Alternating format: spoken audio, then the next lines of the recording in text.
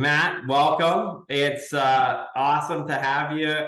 Matt and I got together when I was up in Toronto teaching at TBC Toronto, which was a lot of fun and more. We're closer to where Matt hangs out, obviously. Um, so give me a little bit of rundown. You played really good right before I saw you, right? I think you shot 67 the day before. Yeah, yeah, yeah. A couple of my buddies, I told them I was going for a lesson. They're like, "Why would you do something like that?" And it's like, well, it's just the way that I am. If I have a really good day, I'm happy with it. But I also know, like, I know my limitations. I know that my timing was really on that day. It was a good day, like casual. Kept my mental game was good because I was relaxed. But when I get under a little more pressure, I've got club championship coming up and stuff, and I know what my tendencies will be once I get under a little more pressure. And that's why I think when we get together, you always kind of help me simplify it and what are we always talk about, like, what's the lowest hanging fruit, like what are the things that are going to prevent you from playing your best golf, not like let's rebuild everything from the ground up. It's like, no, here's why you're going to hit errant shots under pressure. Let's work on those things. So I mean, I think you know me pretty well for quite a long time. I think probably my single biggest issue is kind of I'm squeezing the golf ball excessively with all my clubs. So I think Yeah. if I don't think about anything in my golf swing, everything from my setup through to my delivery, it kind of is biased towards, and I'm not doing it on purpose, but for whatever reason, it's biased towards kind of like hitting really low squeezy shots. Yeah. Which I think it can be difficult when you set up on a tee and you want to hit a high drive, but you're subconsciously everything's happening in the swing to hit a low ball, and then at the last minute you're like, I want to hit it high, and that's where I get into trouble. Um, so that's kind of what I came to you with. Is I had a few swing keys that week and the weeks prior where I was shooting some good rounds that I think I was able to kind of band-aid it a bit and keep the club in a decent spot, and deliver it and hit some pretty good shots. Also, my putting was kind of on fire that week. It's very streaky, so that helps.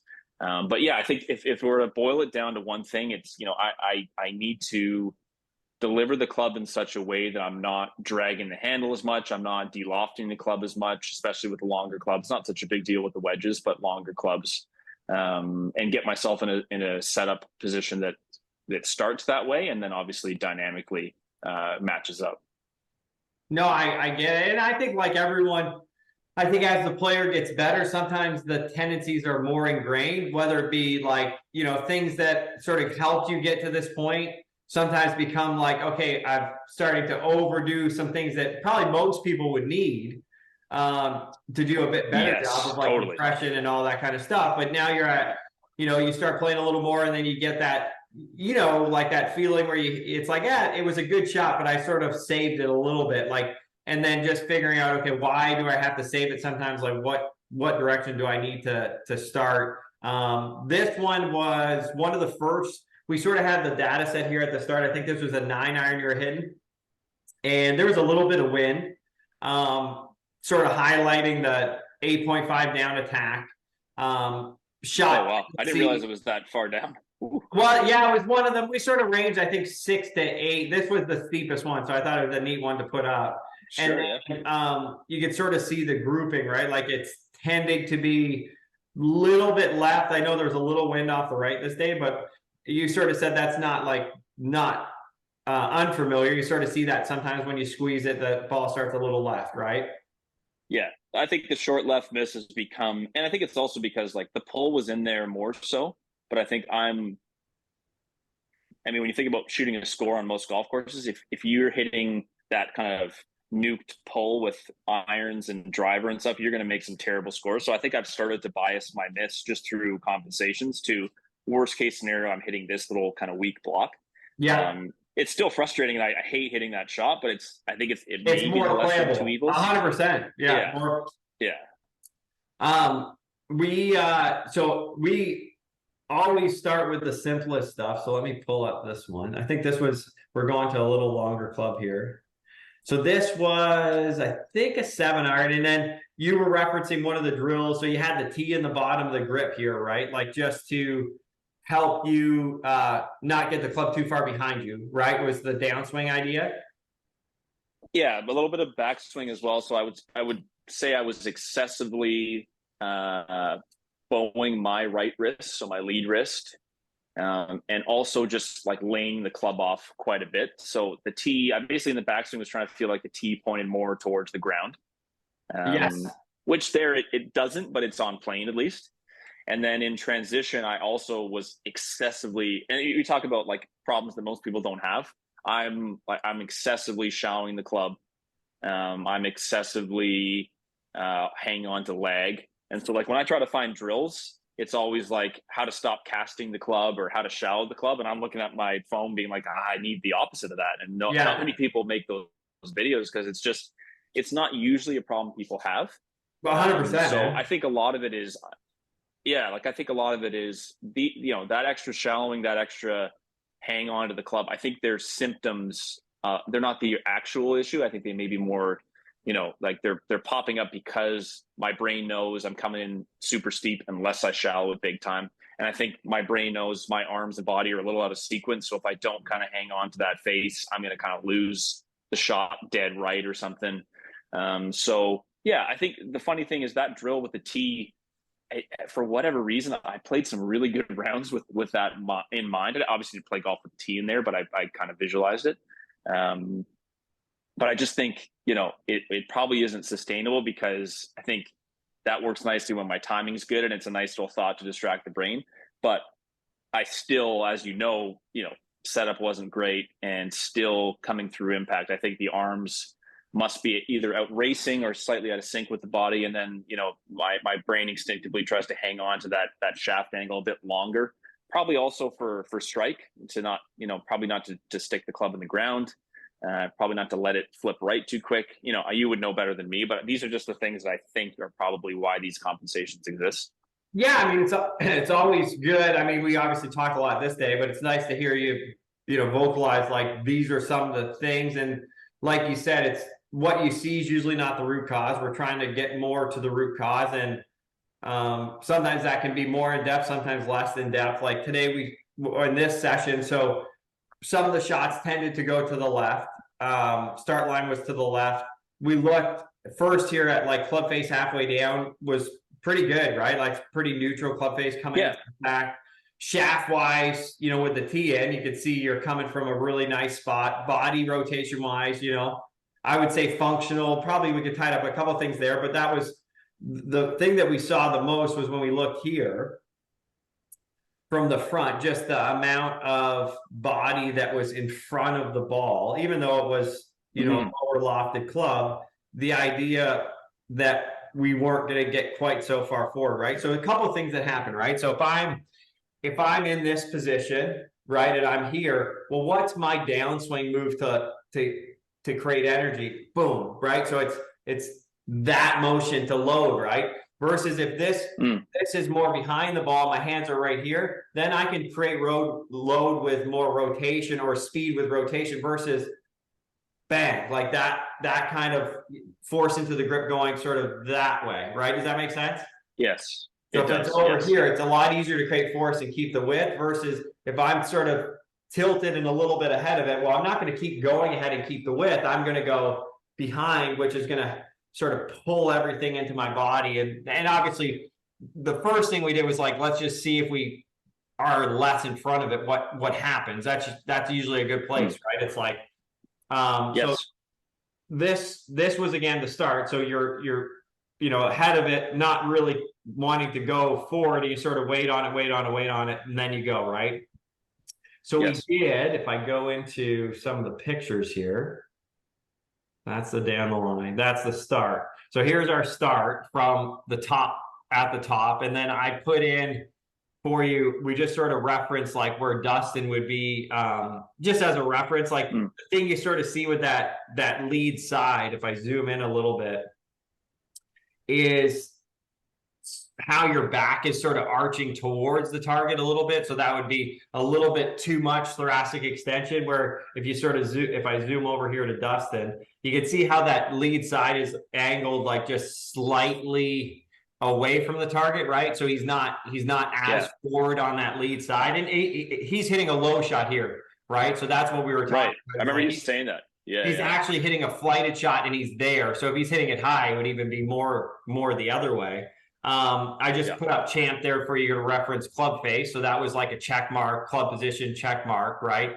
And then this is sort of how we started. So this is us going through, and I know how crazy this felt to you right at the start.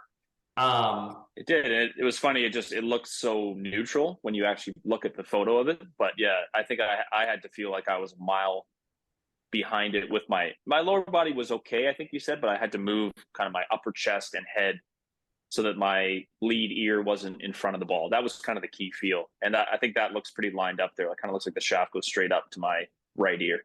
Yeah, yeah. And then this way, like if we are trying to hit it low, we can do it without the spin loft changing as much, right? So meaning like you don't have to hit down on it as much to hit it low because you're slightly more behind it, and then you can manage the loft as you come through versus being sort of this position and then creating a really steep attack and then a big difference between dynamic loft and attack, right? So that's Yes. sort of the future of what we talked about a little bit with the finish and like stuff we referenced over text here. But it was amazing, right? Like you look at it, it's like, okay, it's not. I think this was the That first was shot. crazy. This is the first shot highlighted there that you hit with the head less forward, right? So it's like you can see, it's like, okay, obviously start line was good. Setup there looks 10 out of 10 to me, you know? Yeah, it just looks very neutral. Yeah. And it's funny, like just wasn't conscious of, I think when you drew the red line golf ball, and that's a 90-degree vertical line before, and it would just go right through either the center of my head or almost on my trail ear. Yeah. I was looking at face on video of myself, and I guess because I didn't look leaned, actually like visibly leaned ahead of the ball to my eye, I just never addressed it. But when you draw the vertical line, it becomes very obvious. So like now when I'm going to the range, if I take a video of myself, or what I've been doing is I've been setting up, and then I just kind of physically take my club into my fingers and like let it hang next to my right ear. Yeah. And if the shaft looks like it's going on the golf ball, I'm like, okay, so I'm not ahead of this ball. Now I can swing.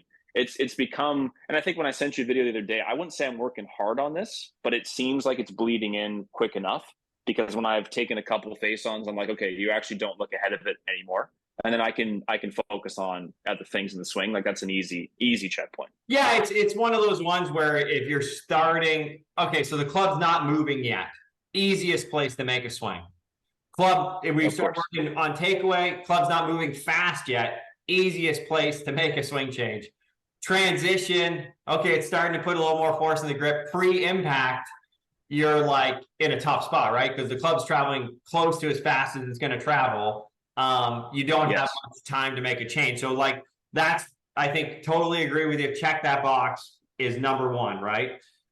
This was you feeling miles behind it. Obviously, it wasn't crazy by any means, right? The one thing I know it's a longer club, but if I zoom in now on that sort of lead side of your body, how it's not angled sort of that way as much now, like you're a little bit more to your backside. I think this would be functional for me. I do not think it's overdone. Like I would be interested to see if we could even push it more.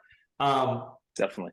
Obviously, if we pushed it more, you might, like you said, when you practice, you're starting to hit it up more, but you didn't really mind that at the start, as long as you can still manage the face, right?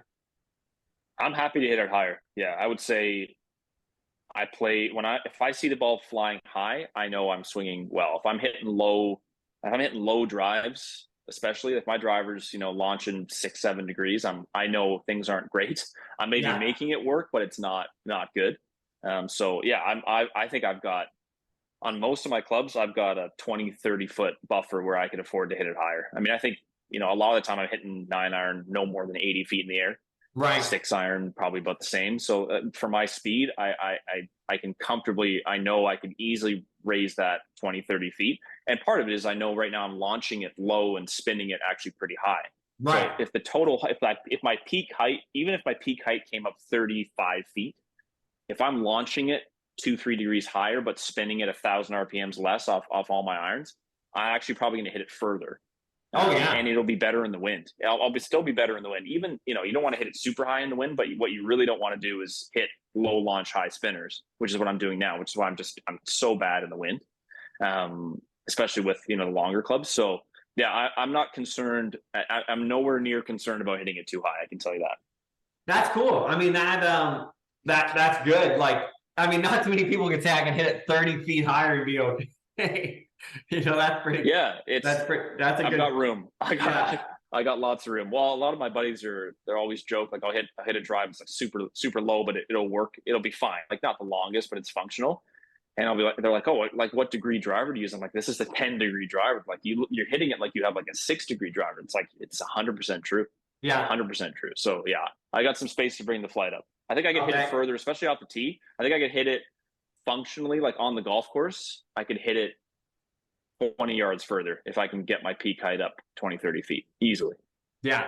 It makes a massive difference, obviously. And huge difference. if it's at all wet and not rolling and you're hitting those low ones, yeah, it definitely is a distance killer. Definitely. Which I mean, distance isn't my primary focus, but like I think I waste a lot of my club head speed, especially on the courts. I'm not hitting at the distances that I know I'm capable of. Which, you know, I'm not the best putter. So I think for me, if I can hit more fairways and be way further down and hit more greens, I think it's going to help my score. Yeah. And then eventually, hopefully, you know, improve my putting as well. But I think for right now, the lowest hanging fruit was for me to hit more fairways and greens. And that's why I think these changes are the most important thing right now. Yeah. And like you said, like you can have one, you know, good round or a couple good rounds in a row, but you know, like deep down, it's like, I don't know if it's going to hold up when there's a little more heat on it, right? It definitely won't. Even honestly, and it goes away even without heat on it. It's too. I know it's not consistent because it's streaky. It's kind of comes and goes. So yeah, that's why, you know, it's not that I haven't been playing well, but I know that I need to keep working on the swing. It's just it's definitely not a finished product. That's for sure. Yeah, it's always nice to know too, because it never feels good. Usually when even the setup felt weird, right? 100%.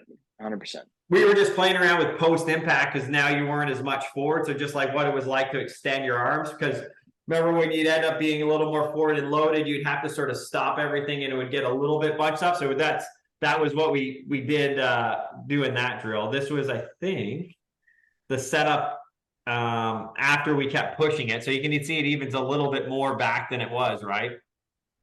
It still looks really, really natural. Yeah, it just looks totally natural. So good. If you told me you were working with this person and they felt way behind the ball, I'd be like, I don't know how they could possibly feel that way. It just looks totally neutral. Well, that's why seeing the video is obviously like we're right when we saw you like, no way, you know, it's like, that's the thing. That's why you're set up with the TrackMan and the two cameras, like the face on the down line, it records the shot and all the numbers are the same. Like to me, that's the best way to teach. Oh, because you know, it's like, here's both angles. Here's the exact result of your shot. Here's what we were working on. It's just, I don't know. To me, it was so easy for you to just prompt me with a couple things, show me the results. And now it just got through to me really, really easily.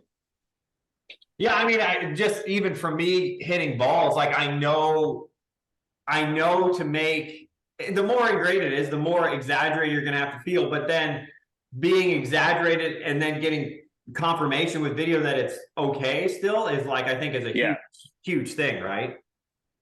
Without the confirmation, I don't know if I could have stuck with that setup because it felt very foreign. But when you showed me the video, I was like, okay, this is just, I need to keep going on this because that's where I need to be. Yeah. And you can see now, like from a width standpoint, I think, and from the potential of maintaining more width and not loading the shaft as much, like you sort of see like now you're using a bit more of like your mass moving to the right, or sorry, to your back foot. So you have a bit more time in transition, where I think is going to be key for moving forward for sure, right? Because if you get sort of a little ahead of it and then you start getting more dynamic, that's going to be where we see the old tendencies come in a bit more.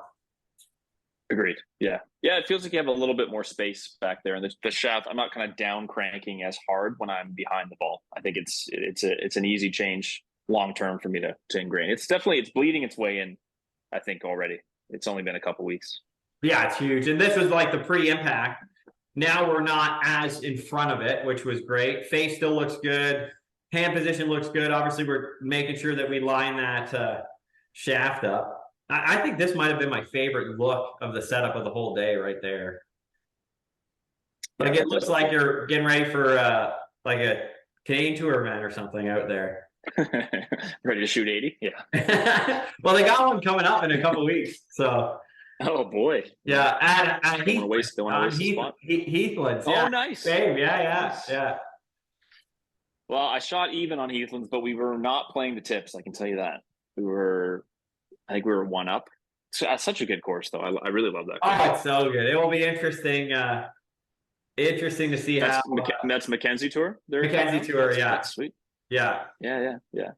There's Like some birdies even. out there for those boys. Oh yeah. If I mean, if it gets windy, that place is the real deal. You know. Agreed. Oh yeah, I totally agree.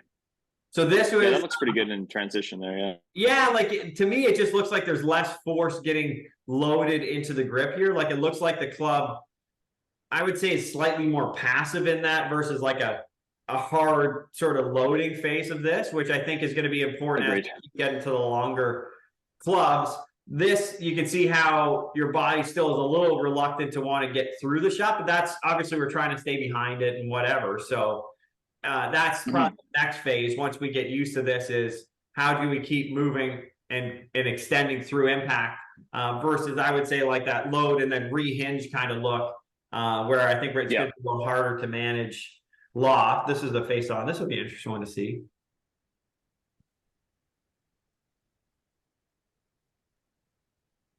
So I think I'm prompting you just on the setup there when we were talking.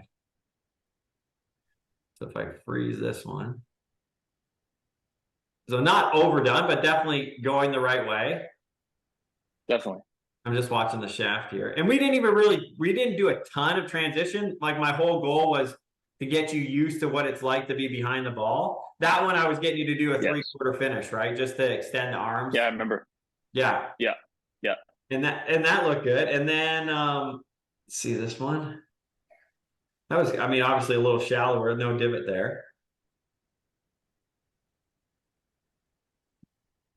Even that radius looks better, right? Like it looks like I'm looking at sort of the lead side of your body and where it is relative to the ball and then where the hand position is. So there's the backswing. I mean, we talked about this before, and you can see the hand path, like width-wise, is staying pretty good. And it doesn't look like you're pulling that hard on the grip in that first move, like load-wise, right? Agreed. It looks definitely less of that kind of down cranking motion. There's some space. I noticed a little bit of space between my body and the shaft of the club. Because that gets super narrow at times. Like it gets like right here, like the sort of the box there. Yeah. Yeah, like I sent you a couple stills where I'm like, this is like comically narrow. Like it's insane how narrow it was actually getting. And I think some of that, like the setup is allowing me to get away with some of that, which is why I think there's still obviously stuff for me to work on dynamically. But I also think I had no chance where I was ahead of the ball.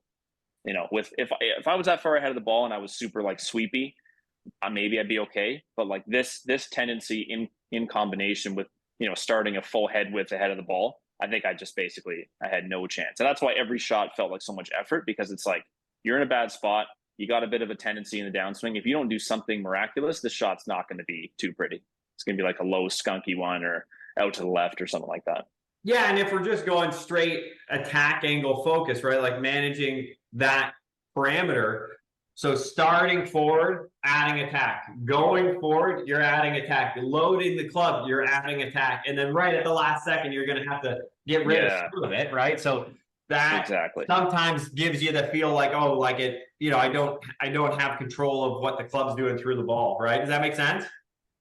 It does. And the club ends up feeling like, I feel like I just have to work really hard to keep, you know, a full shot up. It just feels like the speed's not getting delivered in the right spot, if that makes sense. Yeah. It kind of feels like, you know, I can still swing, you know, I can get out on the course and swing, you know, 115, 116 on TrackMan kind of thing. But it feels like a lot of trouble where I really should be cruising at that speed. And if I want to pushing it should be into the 120s. Yeah. Because I know that's what I'm capable of, but I think just the way the sequencing and the setup have been, it actually, you know, my cruising speed feels like a ton of work. And that's not even to speak of putting the ball online. That's just talking about keeping the speed up.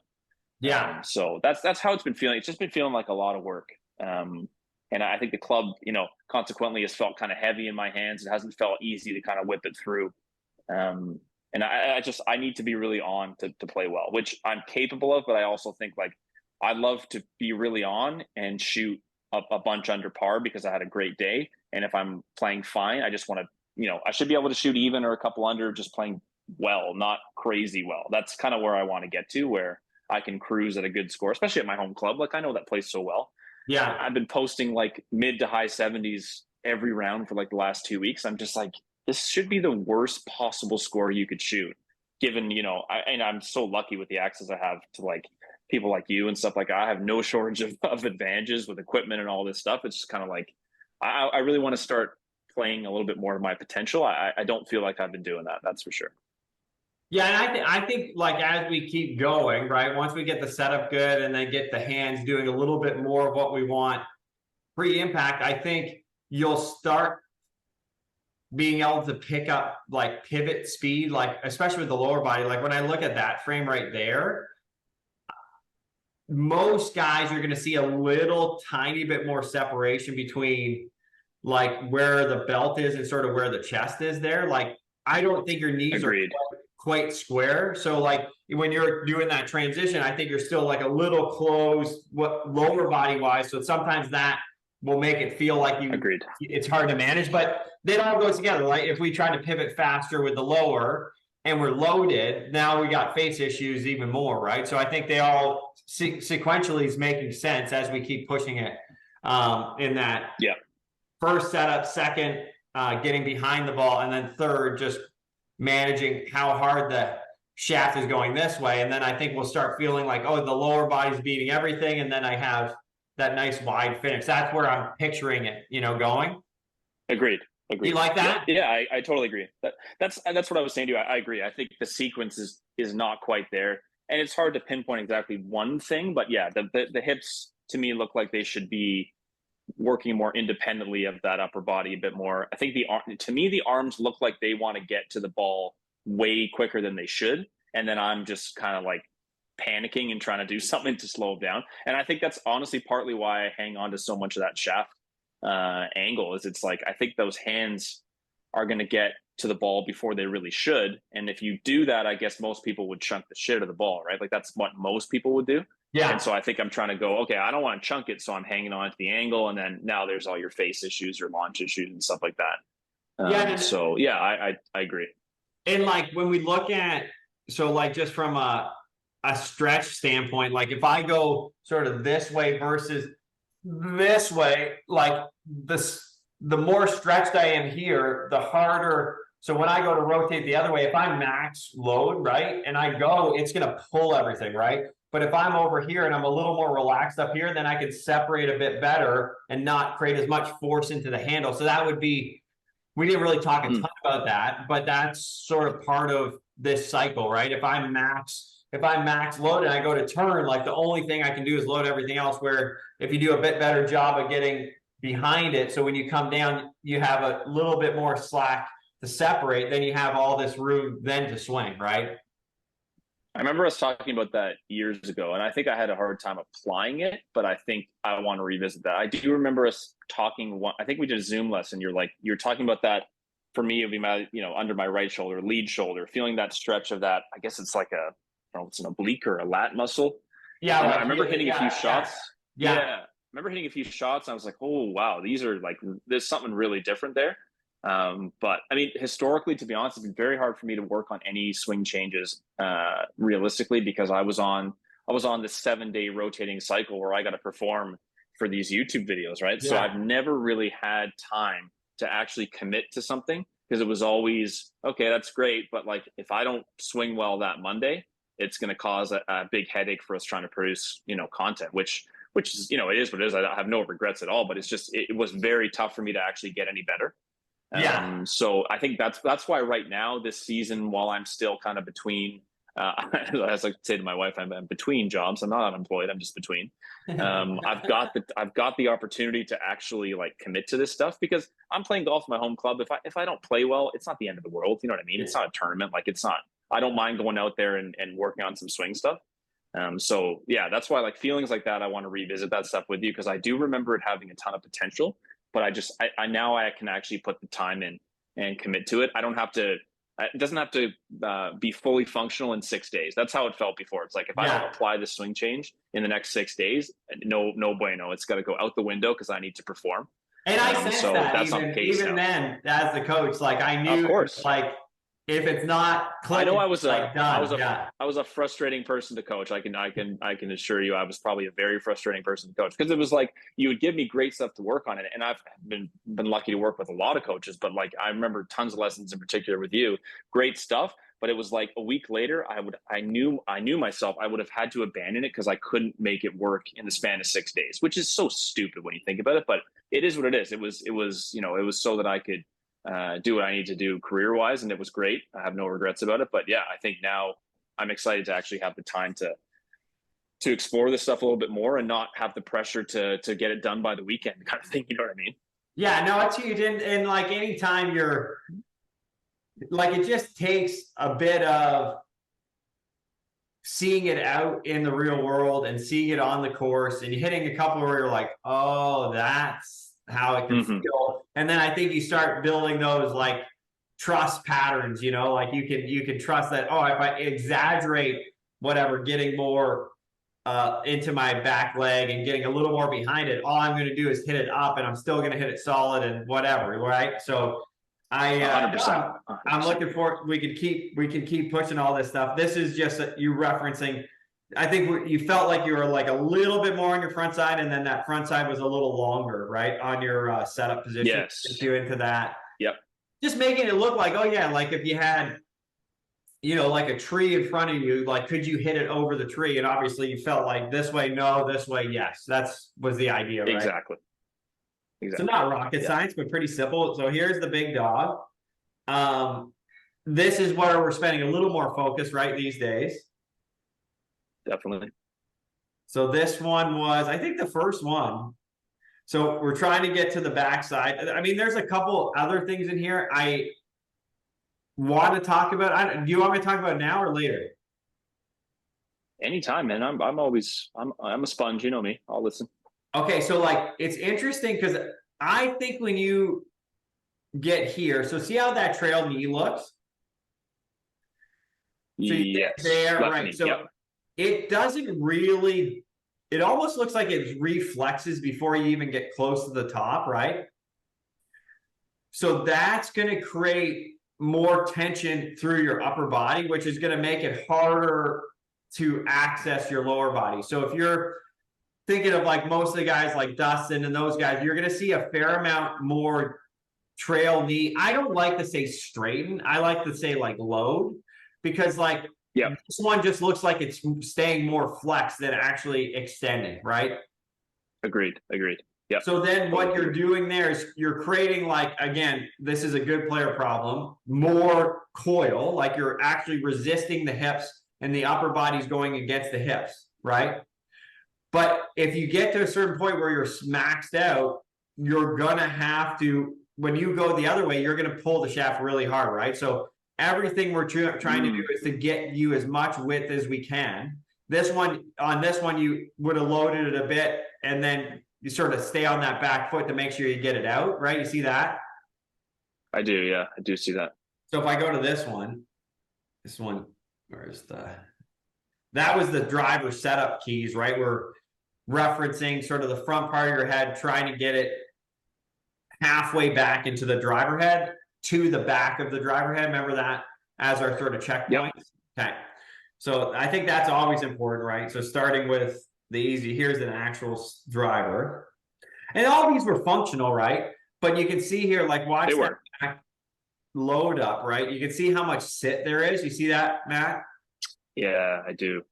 So it's funny, like I think my hips to me always would travel too much back towards the target. So I think I got in the habit of like trying not to straighten my knee because it would just make it worse. But that's just me throwing band-aids on band-aids. Like if I made a better like load into the backswing with my upper body, like that stretch we were talking about in the lead side, I think I wouldn't do as much as what I'm doing with the lower body. But you see how I feel like my hips tilt and travel back towards the target. I think that's why I softened that knee, because in my mind I was preventing that maybe. Well, it's one of those things. So like with good rotation, you're probably going to see that with the pelvis. it really depends on how much to your back foot you move, right? So if I sort of stand up here, so if I'm like this, okay, and I go back and I shift more to this back leg, and then I load up, you can see how it looks like this. But if I don't shift, right, then as I turn, it's going to go, I'm going that way, right? So it depends a little bit on how your body likes to load the hips. The thing I'm thinking is when you do that first move back, if you could get light on this front foot, so like let your upper body move back foot, get a little taller. So I'm tapping my front leg here and still lengthening my back leg. I think you're going to feel like you have a lot more time to let everything get wide on this side, right? Versus if I'm over here, right, and I'm stretching that, like trying to get my hands loaded, and then I go, it's like really, it pulls everything really tight. You see that picture? Definitely. Yeah, that makes a lot of sense. Yeah. So I think that would be sort of phase 1 setup. Phase 2 is loading the back leg. You could do it with irons too. I'm totally fine.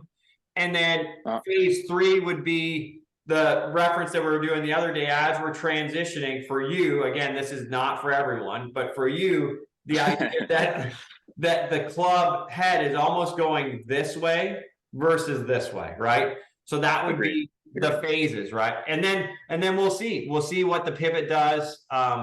We'll see what the width does post impact. We'll see what the face does. But all of those to me are going the right direction. So if we can finish with the drill that I've been doing, you can tell me if you think it makes sense. I sent you a video the other day. Yeah. I don't know if do you have that on your phone? I think I do. Let's see, yeah. So I'll just describe it for now. But so like it's the first time I heard of it really was working with Gareth on short game, and he would basically say there's a couple shots where he's like, if you want to send the loft straight up, basically you want to deliver all the loft you can at the ball.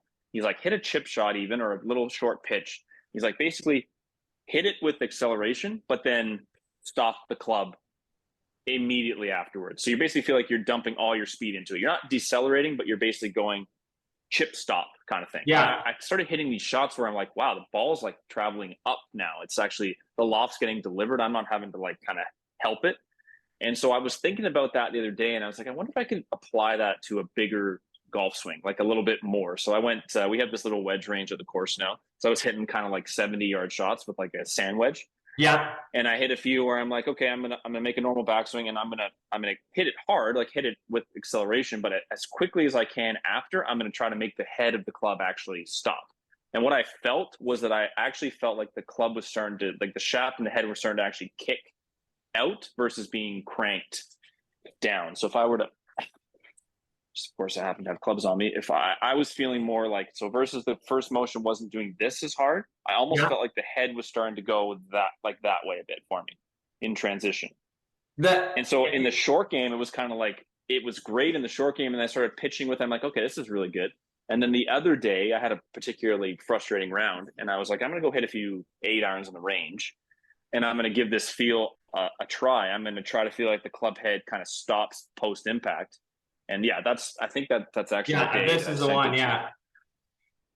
And what I noticed was I look at the swing and I'm like, it looked like I'm hitting a punch shot, but I also know from being there that it was some of the highest 8-irons I've ever hit.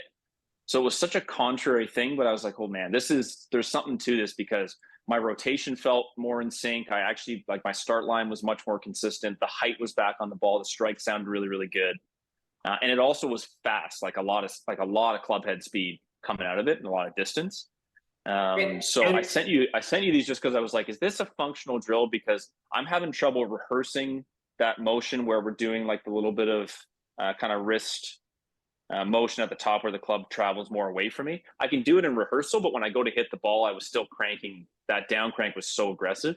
Whereas doing this, what I'm showing you now, I kind of felt like the club actually got a little bit more, like it's getting kicked out towards the ball. Oh yeah, easier. Yeah, because basically with the intent of stopping, right? So your lead hand is going to decelerate a lot sooner. So the harder the lead slows down, the faster the club kicks out, right? If I pull, that's going to do the opposite. If I try to imagine for you that you try to, like, you're going to stop the lead hand, that's going to line up the shaft harder. Totally another great way to do it, man. Yeah, I think so. I still do the rehearsals that you show me with the video where basically the club is kind of, it's basically the hands are at the top of the swing, and then I exaggerate the feeling of the wrists kind of uncocking, so to speak. I do the rehearsal, but I think dynamically I needed this key to do something in the swing, because in the swing I couldn't feel that motion, and I think honestly I was, even when I did feel that motion, I would kind of start the swing with that motion, then I would end up down cranking it anyway, like another half second into the swing. So and I went. We have a really sweet short game area now that Gareth designed at the course, and I was hitting like a million pitch shots, just trying to feel the same thing where the club head kind of stops after impact. And I've never been able to hit the ball high and soft as easily as I have with that drill. Like, it's crazy. I'm chipping with my sand wedge for practice instead of my 60, just to learn how to deliver loft better. And I was hitting higher, softer, spinnier shots just with a sand wedge than I could ever hit with a lob wedge. It's crazy. Yeah, I love that. I mean, it's just you're getting the loft onto the ball, right? It's like you're slowing down the hand. Exactly. You stop the hand, and then the loft can get onto the ball. Yeah, that's what it feels like. Yeah, so I've only done, so there was that range session I sent you, and I worked on it a little bit yesterday. I'm gonna go in a few hours. It's ladies member guest day at the course, so it's not, the range is closed till 5, but I'm gonna go sneak in a few after. I think I'm curious what, as I've said to you, like, now that I actually can commit to this stuff, I can work on the setup you showed me. I can work on that little bit of that backswing feel, stretching out a bit more, lighten that that lead foot in the backswing a bit. Like, I can put some time into this stuff, and then I can work on that feel, and I can go chip that way. And I think even if I work on some chipping, it's gonna work its way backwards into the longer clubs as well. So yeah, I think this will be a good little phase. I hope to make some progress with this, and then I think we can. There's other things I want to work on, but as we said at the start, I think this is the highest priority right now. The lowest hanging fruit is this stuff.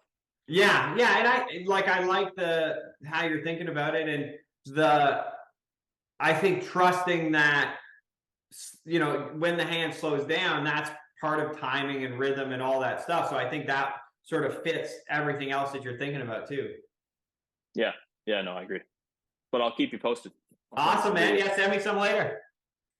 Okay, thanks, Ty. You got it. Thanks, Matt. Take care, man. Okay, buddy. We'll talk to you soon, eh? Yeah. Bye.